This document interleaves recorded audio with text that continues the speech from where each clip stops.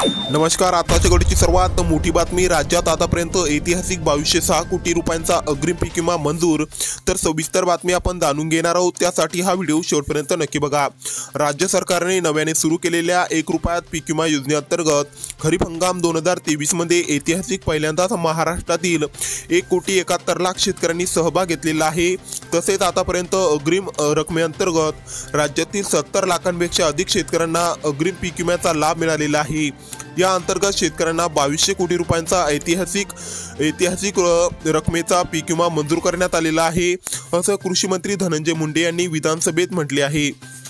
विधानसभेत बोलताना कृषी मंत्री धनंजय मुंडे यांनी म्हटले आहे की राज्यातील शेतकऱ्यांना 2206 कोटी रुपयांचा विक्रमी रकमेचा पीक विमा मंजूर करण्यात आलेला आहे।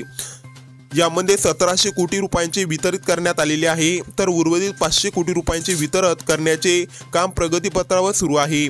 धुळे जिल्ह्यातील आमदार कुणाल पाटील यांनी उपस्थित केलेल्या प्रश्नाला उत्तर देताना कृषी मंत्री धनंजय मुंडे यांनी ही माहिती सभागृहात दिली आहे।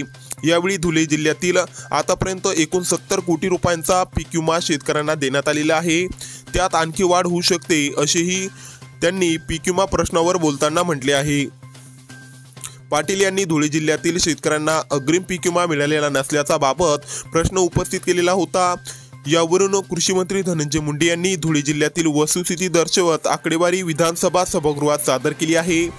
धुळे जिल्ह्यातील पीक विमा संदर्भात निविदा प्रक्रियेत सहभाग घेतलेल्या एडीएफसी या विमा कंपनीने अग्रिम अधिसूचनेच्या विरोधात जिल्हा प्रशासनाने विभागीय आयुक्त कार्यालय तसेच राज्य सरकारकडे अपील केलेली होती। कंपनीचे हे अपील राज्य सरकारने फेटाळून लावले आहे। धुळे जिल्ह्यातील सुमारे 2.5 लाख शेतकऱ्यांना एकूण 70 कोटी रुपयांचा इतका पीक विमा आतापर्यंत अग्रिम अंतर्गत मंजूर करण्यात आलेला आहे, असेही कृषी मंत्री धनंजय मुंडे यांनी सभागृहात म्हटलेले आहे। तर यावर तुमचं मत, तुमची प्रतिक्रिया आम्हाला कमेंट बॉक्समध्ये नक्की कळवा। चॅनलवर नवीन असाल तर चॅनलला सबस्क्राईब करून बेल आयकॉन नक्की दाबा।